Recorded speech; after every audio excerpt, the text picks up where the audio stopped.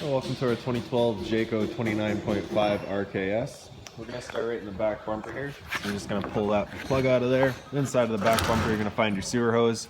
Just take note of those two ears right there. That's how I'll be hooking it up to your sewer system. And the hose itself, once fully extended, is about 20 feet long. Just storing it in the back bumper there, it just helps keep any sort of stench out of the trailer, keep things that bit fresher. There's a little kind of nub on either end of this guy here, so you just want to line those up with those little slots there, just kind of help lock it into place. Sits in, and there you go. Around the corner, you're going to find this little port right there. As you pop that open, you'll find your short cord. Standard 30 amp end in there, so as you pull that guy out, you're just going to plug it on in. You're good to go. We do also provide you with a 15 amp adapter, so if you're looking to plug into a standard household outlet, you've got the power to do so. Straight up from there, we've got your cable and TV inlet. So you're just going to take a coax cable, plug it into there, fire up at your TV location. And making our way down the side of the unit. Right ahead of the slide, you're going to find the exhaust for your furnace. So if you're ever running your furnace, you just want to make sure nothing's blocking that off. It does get hot. Up top here, you've got a black tank flush. So you may notice over time you've dumped your black tank. You know for a fact it is empty, but your monitor panel is still reading 1/3 or 2/3, whatever it may be. Typically, that's just some debris inside of the tank hanging between the probes causing that misread. So what you're going to do is just take your water hose, plug it into there, open up your black valve that we'll show you in a second, turn on the water, and that'll just flush out that tank for you.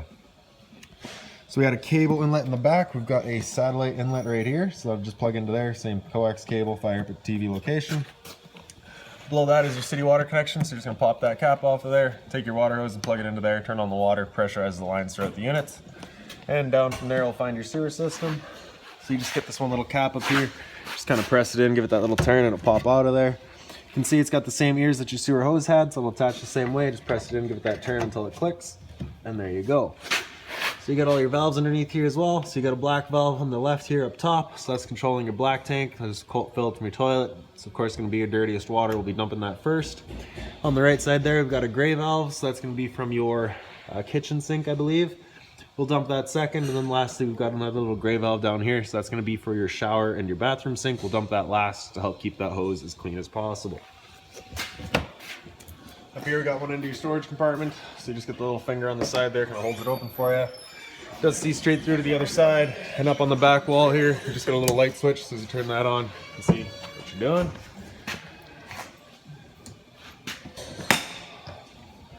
Up above that, we've got your exterior shower. So you're gonna get a key just like this little guy here. Stick it on into there, we can open it up. And you can see it is on the mount right there, so if you wanted to, just swing it out, aim it where you like it, have at her. You do also have the 3-foot hose, so if you wanna pull it out, point it where you like it, you've got the power to do so. Hot and cold water, of course. Locking it back down. There we have it. So in the front here, you'll notice that this compartment does not lock. That is a propane compartment, so just kind of for safety, you cannot lock it. You'll find a high pressure regulator right there. It just leads straight over to the other side for your changeover, so we'll run off of that other tank for now, but I'll show you, actually I'll go over it once we get over to the other side there. And around front, you get this little compartment there. This of course locks, so you can open it up. Then you get your extended and tracked, so these will be for your front legs there. Extend goes up, retract goes down. The latch is there, you can pop it open, you get another little finger there, holds it open. So this is just access to that storage compartment. You do also have another little kind of storage bin down here as well. It's all just storage up front here. And then around the other side of the unit, we've got your other propane tank here. So again, no locking. And inside of here, we'll find our changeover. So you can see this little arrows pointing to this hose right here, which is off of this tank. So it's just letting us know that we're running off of this tank. If we were to flip that over, point to the other side, that's where you'd be running off of that other tank now. So if we look up top there, you can see that guy's currently green. It might be a little tough to see, but it is currently green, just letting us know we've got propane in the system because this tank is open. If this tank were to be open and that were to go red, it's just letting you know this tank's now empty. So at that point, you just close off, flip to the other tank, and run off of that while you get this one filled. GFI protected outlets here. And the other end of your storage compartment. So inside of here, you're going to find your water hose as well as that 15 amp adapter I was telling you about. So your 30 amp short cord into there, 15 amp to a standard outlet. All of your manual overrides for your stabilizers up front and the front legs. You also get the light up here as well. Power outlet and kind of all of your inlets and outlets right there, as you can see, all labeled. And then access to your low point drains. You're just pulling those two screws out. You get a couple of valves back there, pull them up, opens up your low point drains. The purpose of opening up your low point drains would be for say winter storage, you're getting ready to winterize it, you just want to drain all that water out before pumping antifreeze through. Or if you're leaving the trailer for a while, you don't want your water going stale or stagnant, you can just drain it all out. Alright, and towards the back here, you've got your fresh water connection. So that cap just pops out of there, take your water hose, stick it into there, turn on the water, fills up your freshwater tank. That drain for that tank is just right down here. It's just that little valve, you turn that open, drains itself out. One of those cranks that we showed you up front was also for that spare tire, so just run it through there. You can run your spare tire up and down. Up from there, we've got another GFI protected outlet. Your batteries are housed right in here. It's the same key for your exterior shower. So you can pop that open, and there, just on a slide. So slide on out of there. Close her back up and lock it down again. Behind that, we've got your hot water tank, so you just get that one little keyway there. You're just going to line that up, it pops on open. All of your controls for turning it on are just inside the unit. Before we ever turn it on though, we just want to hit that relief valve right there. Make sure that shot of water comes out. That bit of water coming out is letting you know this tank is full. You're safe to fire it up and you're not going to burn anything out by doing so. And I will show you where to fill it up, or sorry, which valves to check to make sure it is full once we get inside. Up top here, we've got the vent for your stove there. So propane stove is of course putting off fumes whenever you're using it. So you just want to make sure this flap here is opened up with your fans inside turned on, evacuating said fumes. And up from there, we've got your exterior speakers. In the back here, you've got your rear stabilizers. So basically you're just pressing, holding, extend. The stabilizers will come down, they'll contact the ground. Once you hear the motors kind of whine a little bit, that's when you're going to want to stop. And as you can see, they do equalize, they don't level. So they're just going to stabilize the unit. You're just extending again until they contact the ground. You hear the whine in the motor, then you're going to stop. And then of course retract, you're just coming back up until they stop into place.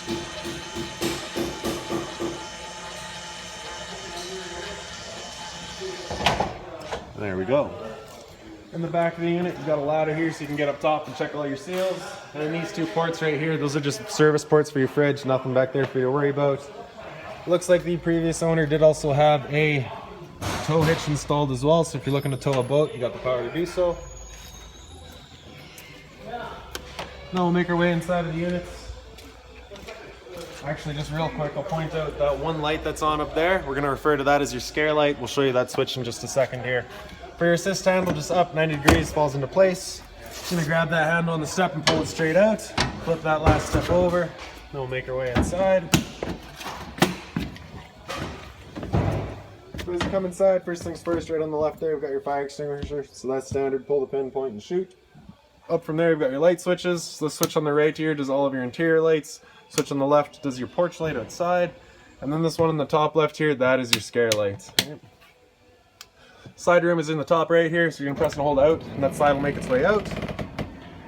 Once that slide's fully extended, we're just going to hear some clicks from the motors letting us know they've reached their stall. Once you hear those, we'll let go of the button.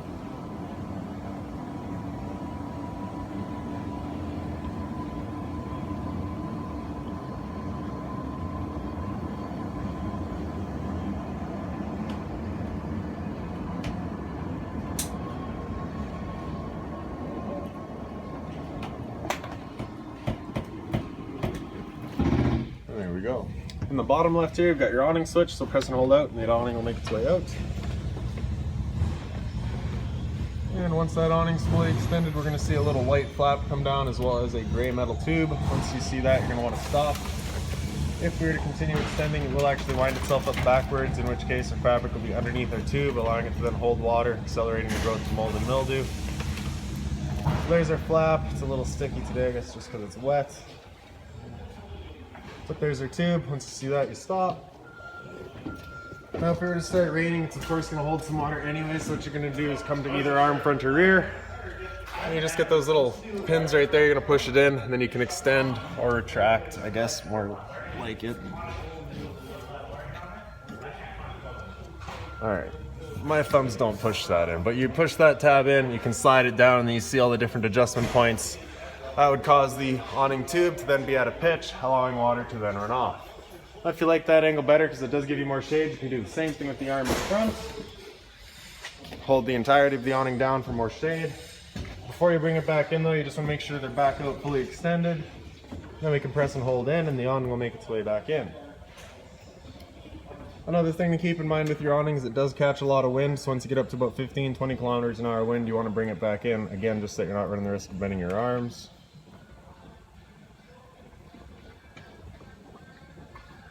So while that's coming in real quickly here, we'll just show you that binder there. It's got all of your owner's manuals, any remotes, anything like that for the unit, you're going to find right in there.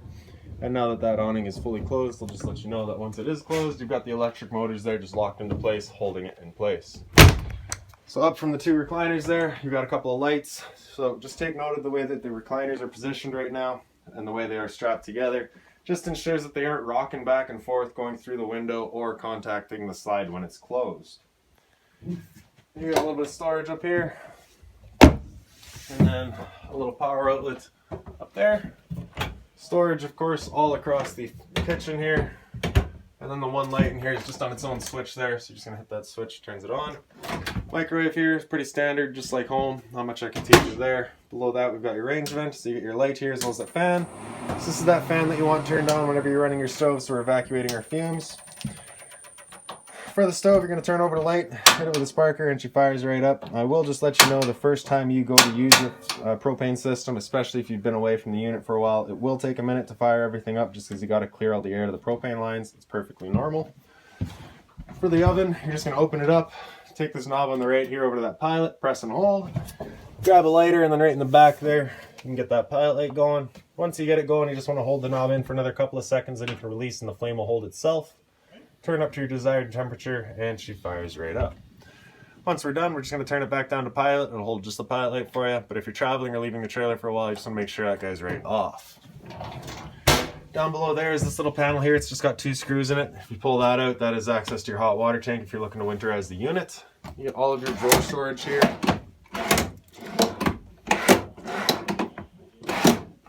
Kind of around the corner from that last drawer, we're going to find our LP detector. So propane's heavier than air. It'll sit on the floor. This guy will detect it and start going off just like a smoke detector. Lazy Susan here, so that does of course just spin right around. Got a bit more storage here, just being mindful of our drains and our water lines. Up underneath here is your GFI protected outlet, or sorry, your reset. You got your test and your reset there. A bit more storage up here. Hot and cold water at the sink, of course, just moves on over. And then you do have the pull out with the shower head feature. The one little cover there is just soft plastic, so nothing hot on it. Then your monitor panel over here. So in the bottom left, you've got your water pump switch. Turn that switch on, turns on your water pump, pressurizing your lines. Water heater in the center here is with gas, labeled right in the bottom there, so that'll fire it up with propane. So instead right here, we should hear it go.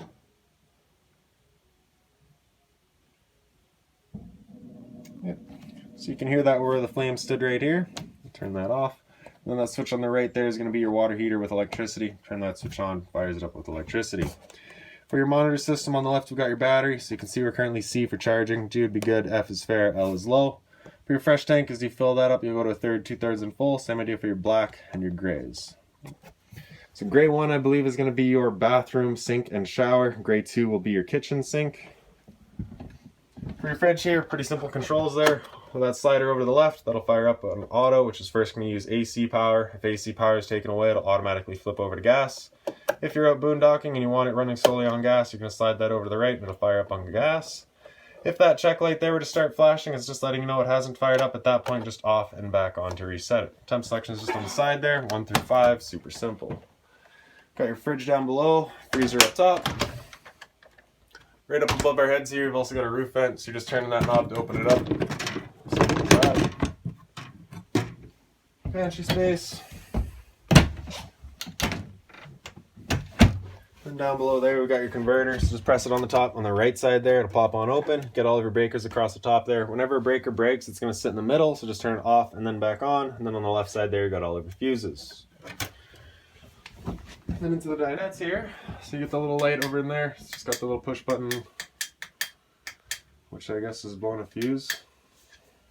It worked earlier.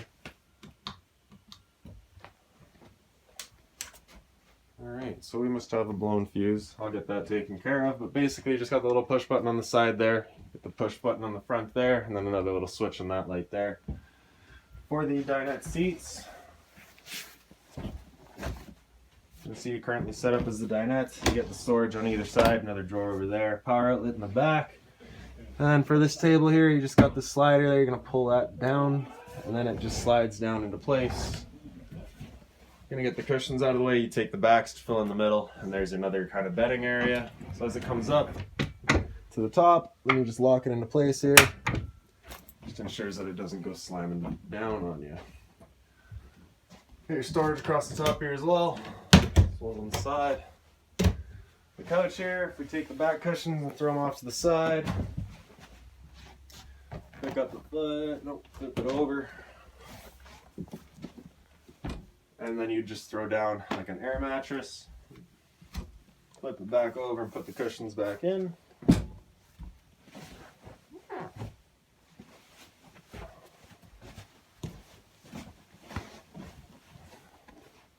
Entertainment area here, again a bunch of storage, as well as on the side. Get a TV is mounted, just kind of to the, not to the wall, but to the counter there. More storage. Stereo here is pretty straightforward. You get your power button. Speaker set A is your inside front set, speaker set B is your rear set, and C is your outside set. Beyond that, pretty straightforward, excellent little stereo. Down here you've got all of your outlets. So in the back there we've got your cable and satellite outlets. So there's a little button back there. As we turn that on, you can see that little green light. It's basically just a little black button back there. Then up in the front here, or sorry, in the middle, you've got I believe your cable and satellite, as well as your satellite outlet in the back. There is instructions there, I just can't quite read them. You do also have the power outlet there. Furnace return, so you just want to make sure that's not blocked off if you're running your furnace. Around the corner here, you've got your thermostat. So with that's the left slider there with its center right, that's it turned off. With it to the right, that's your heat. So for heat, you're going to want to leave that slider here for your fan speed just in auto. That'll just use, what's most appropriate.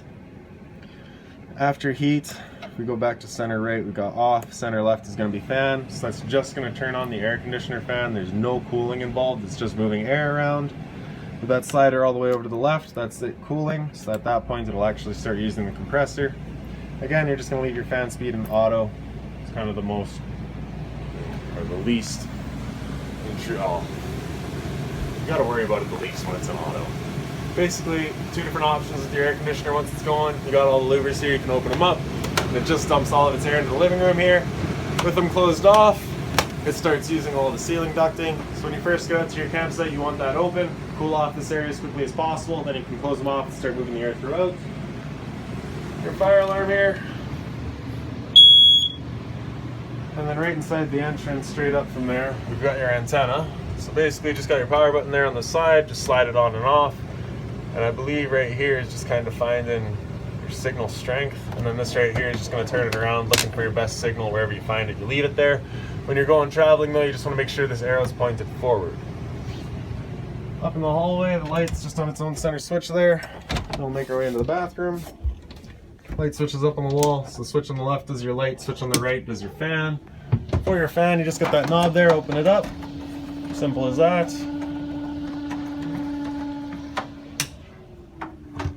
Bit of storage here for your toilet. Flusher's just on the right side. Travel latch for your shower here. So you're just gonna make sure that slider's out of your way. And we can open it up and you can see it's standard head and hose, hot and cold water of course. Medicine cabinets here. Hot and cold water at the sink. Down below that, bit of storage, just being mindful of our drains and our water lines. There is a bit of a step coming up into the bedroom, so just be wary of that. And then some more storage here. Down below that is a laundry hamper. And then in the bedroom, light is just on its own center switch. If we pick up the foot of the bed, you get access to a storage compartment. Closet space on either side, super simple. Above either head, you do get a little reading light. That light works the exact same. And then just on my side right here, you've got an emergency exit, so you're just pulling the screen to get rid of the screen. You're gonna take this handle here, throw it outside, hop on out. And then right on the wall there beside you, you do have a TV bracket as well as your cable and satellite outlets and a power outlet.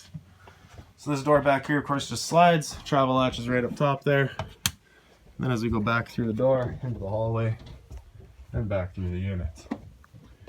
So that's about it on this guy. If you've got any other questions on the unit, please feel free to give us a call, 204-237-7272.